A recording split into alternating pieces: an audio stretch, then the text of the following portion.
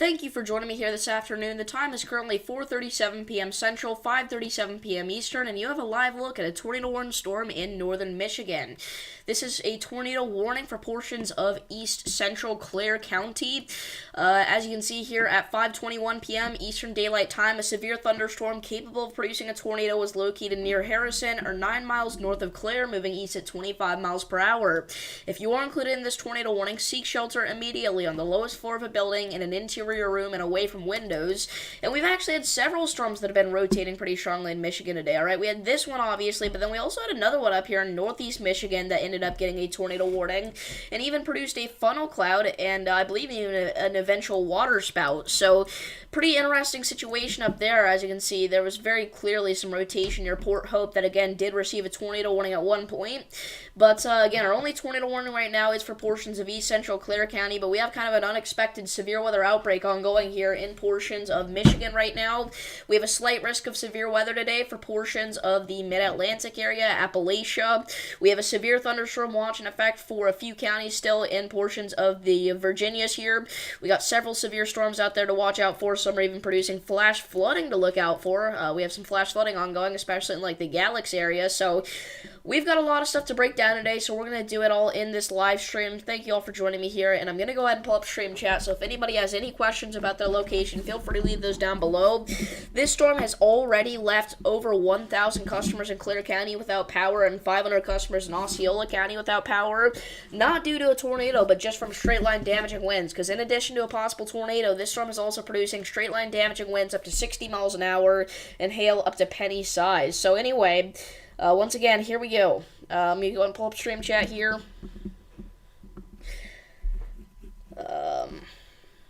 Alrighty. Didn't expect a tornado warning at all today, especially in Michigan. Yeah, like I said, we've had a couple already, which is pretty surprising. And we have a full-on severe weather outbreak ongoing in Michigan right now, right? Not only do we have this storm, but we also have a storm up way up into the northern part of the oven mitt here for the Mayo area, Luzerne, that it has a severe thunderstorm warning for quarter-sized hail and 60-mile-an-hour damaging wind gusts. And look at that hook echo. That is crazy. That's not a hook echo, is it? That's just a little cell merger, I think. Yep, just a little cell merger. Okay, that scared me for a little bit, though. They should tornado warn the special weather statement near Hartford. It has a hook and has been rotating for the past few scans. Is that this? No, you said special weather statement. Oh, Hartford, Connecticut? Is it rotating? If this is the storm you're talking about, yeah, there actually is some pretty decent rotation there east of Sharon. So we'll continue to watch that storm there. That was a good catch. Yeah, I don't know if it's enough for a tornado warning, but definitely something to look out for there. They may issue at least a severe thunderstorm warning with the tornado possible tag on it. Also, major update here. We have hurricane watches and storm surge watches now in effect for portions of southern Texas, extreme southern Texas. We have major forecast changes to Hurricane Beryl and not good ones. We are now expecting a high-end Category 1 hurricane landfall in Corpus Christi, Texas, to bring wind gusts of 115 miles per hour and sustained winds of 90 miles per hour to the city. We're also expecting 3 to 5 feet of storm surge, possibly even some tornadoes, tons of flooding rain totals. Okay, so it's going to be, again, a devastating situation here as the cone of uncertainty is turned a little bit further to the east here than originally was, alright? If you recall, last night we were talking about a northeast Mexico, south Texas landfall here, right? Well, now we're kind of thinking it's going to be a little bit further to the north, which not only puts it in a more populated area, but it also gives it more time to strengthen here in the Gulf, which, you know, it's a minimal amount of time, but obviously, any time that it spends out here in these baking hot waters, it's going to intensify more than you could ever know, right? So, obviously, an incredibly dangerous storm here that we're going to have to watch again. Unfortunately, I will not be able to go live for the landfall, which is really a bummer because this could be either the hurricane of the year or one of the biggest hurricanes of the year, if that makes sense. So, anyway, I'll have more video updates out on that soon, and we no longer have a tornado warning, but we still have some severe thunderstorm warnings here, so we're going to keep things going. And I did notice we did get a new severe thunderstorm warning as well for New Mexico. So this is to the west of White Sands over Boyd for quarter-sized hail and 60-mile-an-hour winds. So if you're in that area, make sure you're moving indoors immediately. We even have some severe storms up in Montana today to watch out for here. So that'll be something we're looking out for. But again, our main focus is on, right now, both Michigan and the Appalachia region. What's up, Newcastle?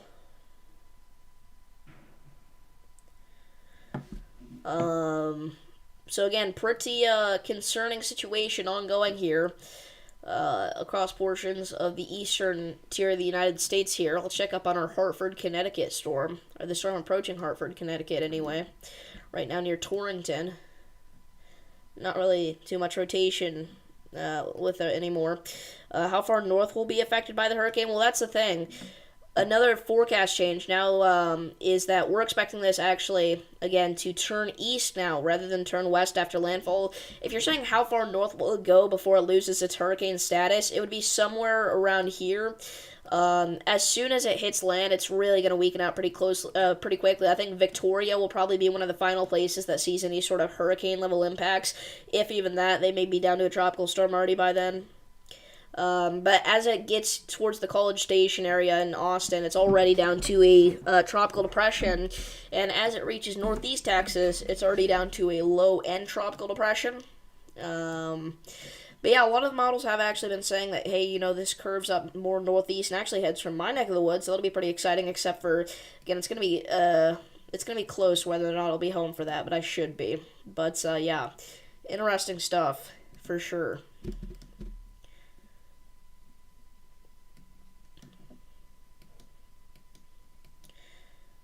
What's up, Linda?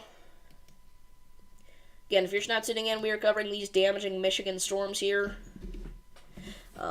Forgot to change the title. Still on tornado warning. But, yeah, I mean, nothing too insane going on right now. But we do have a slight risk of severe weather here today, once again, for Appalachia. East Kentucky, Northeast Tennessee, Northwest North Carolina, Western Virginia, Southern and West Virginia, Southeast Ohio. Those are some of the areas that we're concerned about today in particular. So, we'll look out for that. But, anyway.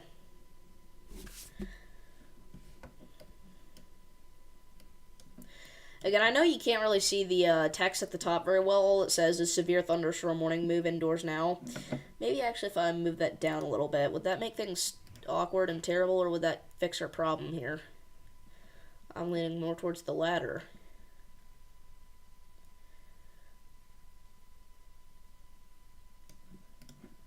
There we go. How does that look? Is that better?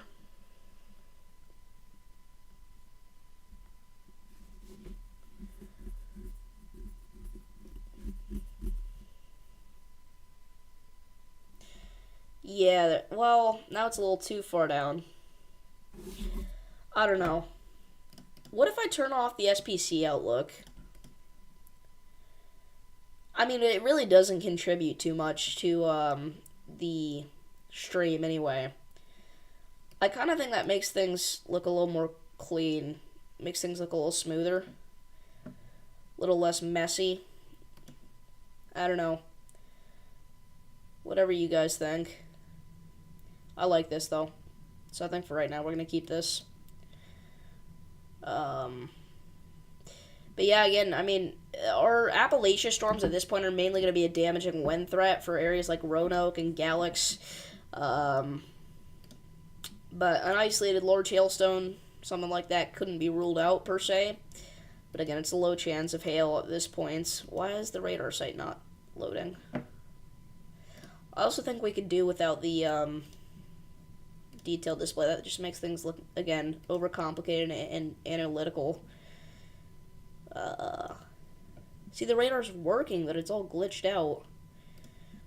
I don't know, I think that's an issue with that radar site there. What's up, Sam?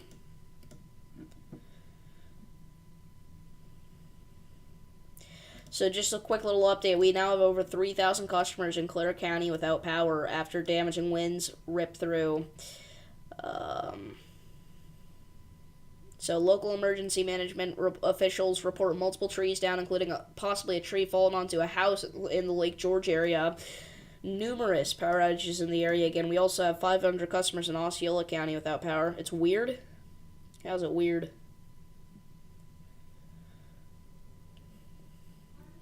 Also, my face cam. I'm at like the very bottom of the... That looks a little better.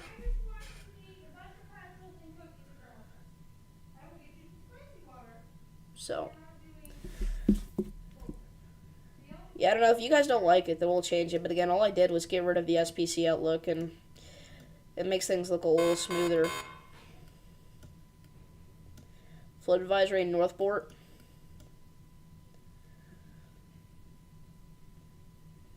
Let's turn on flood advisories here.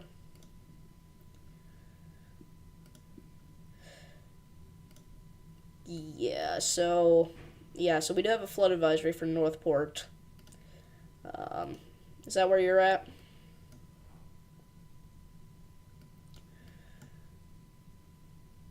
But, I mean, just in general, we have a lot of alerts right now, guys.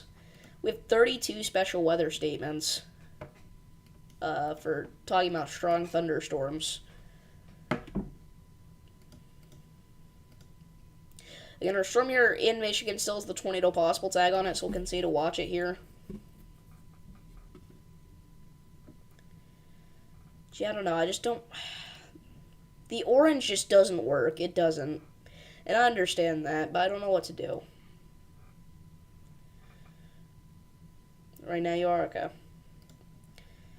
Yeah, I don't know how to fix that problem right now, guys. Should we move it back up to the very top? I think that's what I'll do for right now. Again, I know it feels like every stream we're fixing things, but gotta do it at some point, you know. So, anyway. Yeah, I don't know, you can kind of read it. It's not terrible whenever we get rid of the SPC Outlook. So, we do have 15 flash flood warnings, actually. Most of them being around the mid-Atlantic area, as we do actually have a pretty high risk of excessive rainfall today. It's currently sitting at a slight risk for portions of, once again, Virginia, West Virginia, Tennessee. So, actually, yeah. So, Virginia, West Virginia, and North Carolina, I meant, as well as Tennessee, just a sliver of it there, has that 15% chance of excessive rainfall within 25 miles of any given point. Abbeville, South Carolina. Yeah, I mean, that area today should be mostly fine, I think. Just general pop-up showers and maybe an isolated thunder shower. Yeah, I mean, there's storms in the area, but, again, nothing super insane. They do have a special weather statement right now, actually. I guess Abbeville's a little further north than I thought. So not only is that area actually going to have a chance to see some pretty strong storms, but also, actually, you got a gust front coming in. So you're going to get some really gusty to even damaging winds there. You're going to lose some limbs, most likely, off your trees, stuff like that. The storm's warned for 40-mile-an-hour winds and pea-sized hail. And again, it's also got a gust front packing probably 40-plus mile-per-hour gusts, so look out for that there in Abbeville.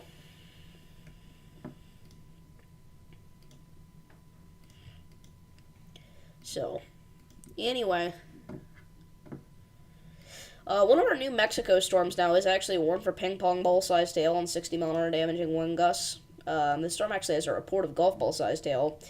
Now, I know we're pretty far away from the radar site, but still, look at that hail spike there. Pretty crazy stuff.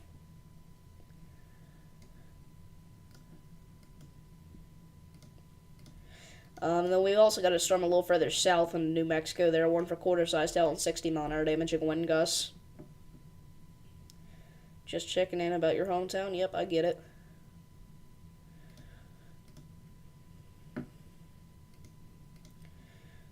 But, yeah, again, our main focus right now is on our Michigan storm that does have the tornado possible tag on it.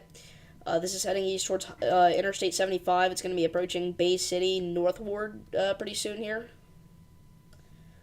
So, we'll watch out for that, obviously.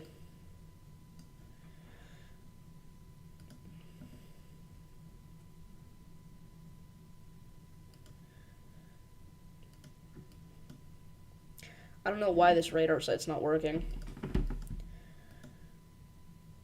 It may just be that scan, but we're not getting any new scans, so I think it's gotten knocked out.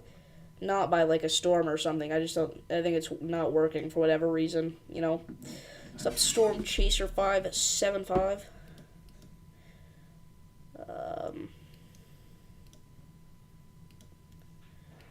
We do have Tropical Depression Aletta out here, technically still. But at this point, it's really an unorganized cluster of thunderstorms here. Maybe gonna produce some gusty winds, you know, but should, again, just be a fish storm like we've been saying here for a while. And then Beryl, this is honestly Beryl's weakest looking point here. Alright, we've got literally no signs of the eye there. Can't see it at all. It's a little bit of a smaller system than it was before. But remember, once this enters the Gulf, it's really going to start to strengthen again. And, you know, even at this intensity, I mean, I've been seeing videos out of Mexico. It's really bad damage. And again, this is new information. There's estimated $5 billion plus in damages so far from Beryl's impacts across everywhere that's hit. So, really sad stuff, obviously. No, we are getting new radar scans. This is just not working. But, yeah, 452. Anyway. At this point, it's really been like this the entire time, but for a tornado threat with this storm, we'd be looking at a QLCS tornado threat. It's not going to be like some sort of, you know, massive wedge tornado potential or anything like that. If we do get a touchdown, it'd be likely an itty-bitty rope or small cone tornado. So, we'll see what happens. But, anyway.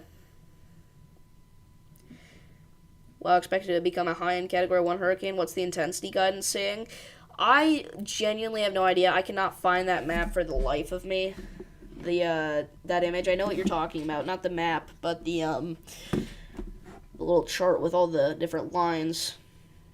Tropical storm barrel guidance intensity.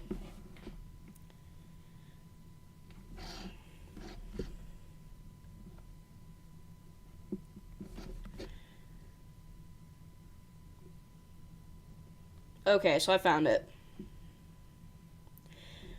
So, I'll go ahead and bring it up on your screen.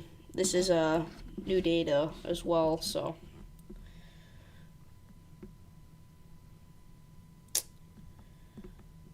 Where did the image go? I don't know, but I'll bring this up on your screen. So, Hurricane Beryl screen. This is new data. So right now, obviously, again, it's a little outdated, but it's high-end tropical storm force strength. A lot of the models are saying that, hey, you know, it's going to go low-end tropical storm force strength, but then re-strengthen as it enters the Gulf. Even one of our models here, or one of our members saying that it's going to get to Category 2 strength 72 hours out, which would be at the landfall, you know, so we could even be talking about a low to moderate range Category 2 hurricane quite potentially, because, again, we're really looking at some of the models that are saying that, hey, we're looking at some of the models with the highest predictions, because Beryl has been, you know, on the high end of everybody's predictions, if not exceeding the predictions, so, again, Cat 2, potentially, high in Cat 1, probably the most likely scenario. A lot of them are going to start to, you know, dip, obviously, after it makes landfall, but, you know, even going 96 hours in, this could still be tropical storm force strength if it really strengthens as it makes landfall, right? So, we'll see what happens there. But, yeah.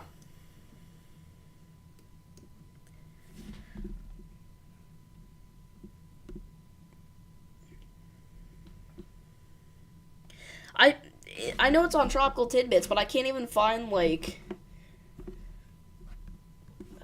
Tropical Tidbits.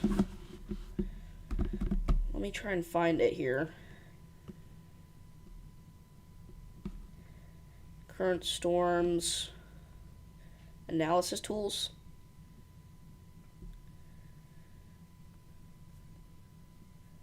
Like, where?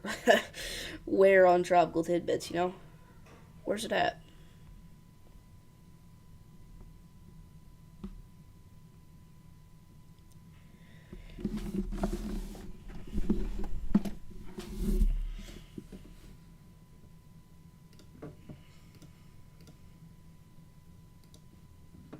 Our storm in New Mexico now has the tornado possible tag on it, by the way, so, again, if you're in Las Vegas, make sure you're getting indoors immediately. Not Las Vegas, Nevada, Las Vegas, New Mexico, but, anyway, our Michigan storm still has the tornado possible tag on it, and, it's really continuing to have some broad rotation there north of Billings, so we'll watch that, obviously, but, as of right now, tornado is not imminent. Current storms in Press Tropical Storm Barrel. Okay. Current storms, Tropical Storm Barrel. Aha, I found it. I feel so proud of myself, even though I really shouldn't. I really should have known that. Alright, thank you, though.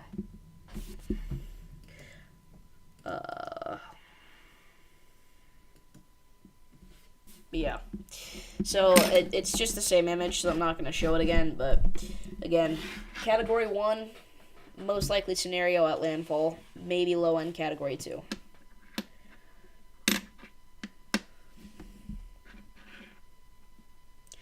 And if we want to look at the long-term GFS ensembles here, this is what things look like. So, the most important thing to know is where it says the top right corner of the screen, do not use this map to make decisions, seek official info. But, so, what we're looking at here is all the different ensembles and where this thing could go, right? So, obviously, a lot of our models at this point are saying landfall in southeast Texas, in the Corpus Christi area. And then I'd say about a third of them at this point, maybe a quarter of them, are saying that this heads west after landfall, and as it enters, you know, that dry desert heat out there, it dies out pretty quickly in West Texas. But if this heads east, northeast, like the most likely scenario, this could be a serious problem for areas like Arkansas, Louisiana, Mississippi, Oklahoma. Now, serious problem, all right, for those areas, but after that, it weakens out pretty fast, right? So, Tennessee, Missouri, Kansas, all right, there's a potential that we have some sort of remnants of barrel situation for those areas, but once you get into, like, the Ohio Valley, like Illinois, Indiana, Iowa, Ohio, at this point, it'll really just be a low-pressure system again, and a weak one at that, so that's kind of the track for that, but again, a lot of the models are spewing it out into my area, which is pretty exciting. Or a lot of the ensembles anyway, but yeah, interesting stuff there. You're a little disappointed after a soccer game you watched? Sorry to hear that.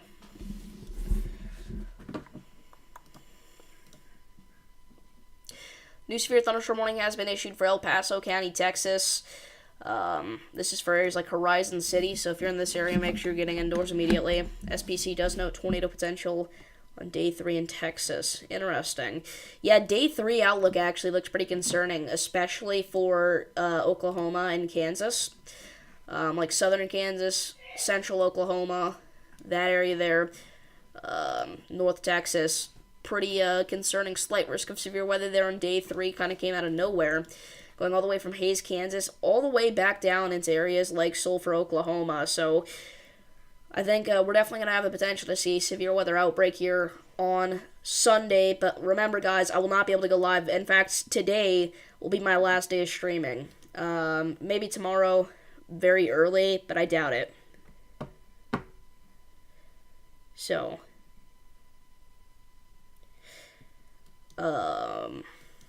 it quit for a sec. No.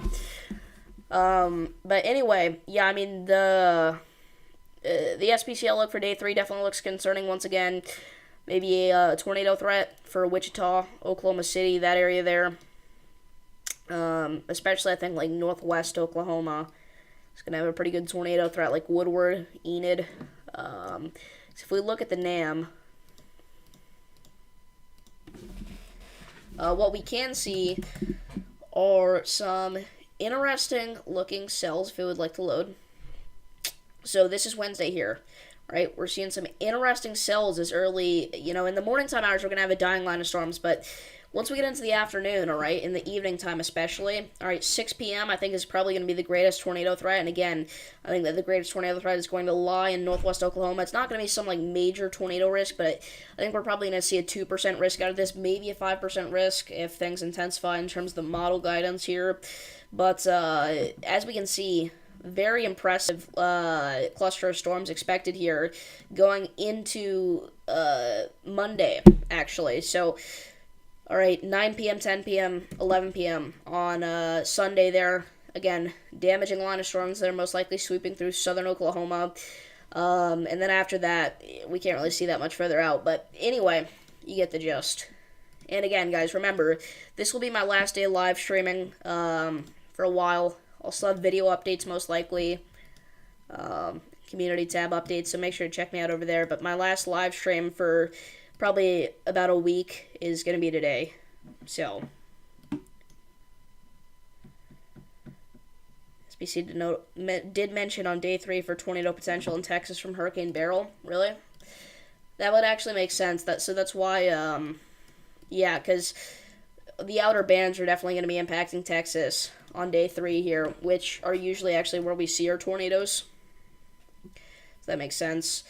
If we take a look at things here, we can see that the marginal risk does go back down. Or we actually have a separate marginal risk here for parts of extreme southern Texas for our Hurricane Beryl, obviously.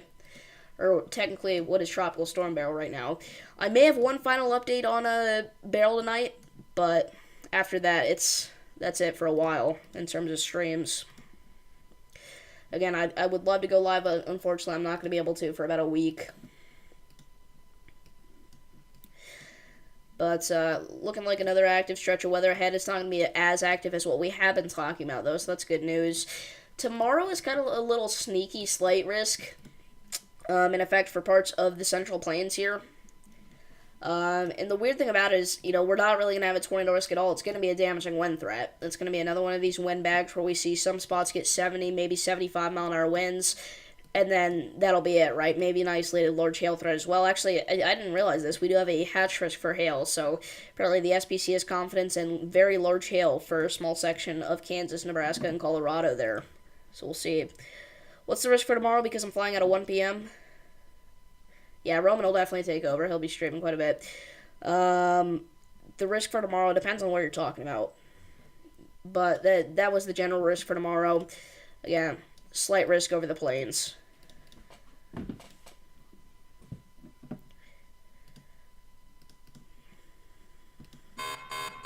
New severe thunderstorm warning has now been issued, by the way, in extreme southern Arizona here for no gales. Keno Springs and Bayerville. For south central Santa Cruz County there in southeast Arizona. So if you're in that area, make sure you get indoors. 60 mile an hour damaging wind gusts and penny-sized hail possible with that specific storm there. You can actually see right now Vince Welty is heading down. He's in Texas right now for Beryl already. And again, I know Freddie McKinney and Storm Rider Media are heading down there as well, as they said on our stream, but anyway, flying into Houston. Yeah, I mean, there shouldn't be too much to look out for. Maybe, I know you're coming from California, but there may be some turbulence along the ride, so we'll see what happens, but shouldn't be anything too crazy. And again, if there are changes to the forecast, obviously they'll delay the flights and stuff like that, so. Anyway. Not only do we have hurricane watches in effect down here, actually, I'd like to note we also have storm surge watches. So let me actually turn off Beryl here.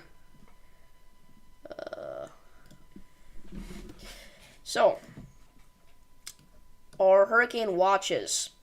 All right, let's go out to the Corpus Christi area. Obviously, we're going to have the most viewers from there. It just makes the most sense. We'll go ahead and take it from whatever this county is. So, all right, let me talk. Come on, Davis, just talk. You're good at it. Latest local forecast, equivalent Category 1 hurricane force winds. The peak wind forecast right now is about 55 to 75 miles an hour with gusts up to 90. The window for tropical storm force winds will be early Monday morning until early Tuesday morning. The window for hurricane force winds will be Monday morning until Monday afternoon. So the potential for 74 to 110 mile per hour winds does exist. Plan for life-threatening wind or equivalent of Category 1 or Category 2 hurricane force. Prepare. Efforts to protect life and property should now be rigorously underway. Prepare for considerable wind damage. Act now to complete preparations before the wind becomes hazardous. The potential impacts due to the wind are extensive. Expect considerable roof damage to sturdy buildings, with some having window, door, and garage door failures, leading to structural damage. Mobile homes will be severely injured, alright? Obviously, you don't want to ride a hurricane in a mobile home. Severely damaged. Did I say injured? With some destroyed. Damage accentuated by airborne projectiles. Locations may be uninhabitable for weeks. Many large trees snapped or uprooted, along with fences and roadway signs blown over. Some roads will be completely impassable from large debris, and more within urban or heavily wooded areas. Several bridges, causeways, and access routes are going to be impassable. We're going to see large areas with power and communication outages. Obviously, we're probably not going to have a good feed from a lot of our chasers down here in the Corpus Christi area, because there's going to be quite a few outages. Cell service is probably going to be out, so stuff like that. The storm surge forecast is probably honestly the most concerning part of Beryl. The latest local forecast includes life-threatening storm surge possible, peak storm surge inundation, the potential for 3 to 5 feet above ground somewhere within surge-prone areas.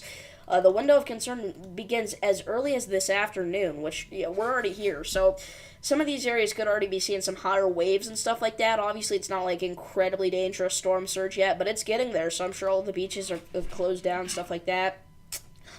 So the potential impacts with that are significant. So obviously that's a big deal. The flooding rain forecast actually isn't too terrible. I mean, it's pretty bad, but for a hurricane, it's not terrible. 4 to 8 inches with locally higher amounts. Potential impacts with that are significant. The tornado forecast is what a lot of people are interested in. So, the situation is somewhat favorable for tornadoes. All right.